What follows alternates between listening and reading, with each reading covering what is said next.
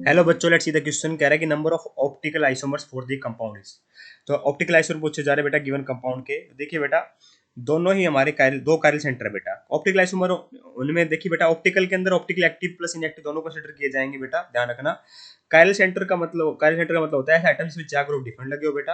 अगर chiral centre है और कोई प्लेन ऑफ सिमेट्री नहीं है, कोई सेंटर ऑफ सिमेट्री नहीं है, तो कंपाउंड ऑप्टिकली एक्टिव होता है।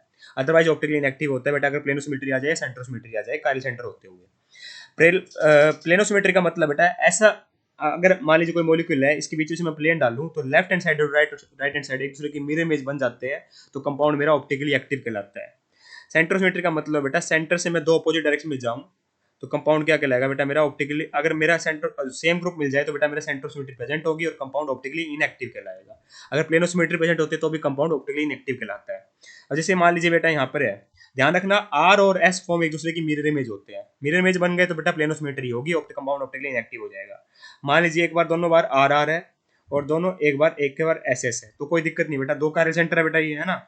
चाचा ग्रुप डिफरेंट लगे हो, एक हाइड्रोजन भी होगा यहाँ पे, एक हाइड्रोजन भी होगा ना।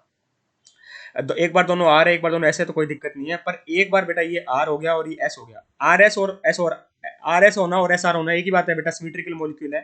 मतलब जब दोनों आर आर है या फिर दोनों एस एस है, तो ये कंपाउंड मेरा ऑप्टिकली एक्टिव रहेगा, कि कोई प्लेनोसिमेट्री नहीं आएगी, क्योंकि एक दूसरे मेरे इमेज नहीं बन पाएंगे। पर एक भी आर हो गया दूसरा एस हो गया बेटा, आर एस होना और एस आर होना एक ही बात है, क्योंकि मॉलिक्यूल मेरा सिमेट्रिकल है, तो ऑप्टिकली इनएक्टिव होगा। टोटल आइसोमर कितने हो जाएंगे बेटा, दो ऑप्टिकली एक्टिव, एक ऑप्टिकली इनएक्टिव, तो उस टाइम टोटल हो जाएंगे बेटा मेरे तीन। तो आंसर आ जाएगा option number third. I hope you got the answer. Thank you so much.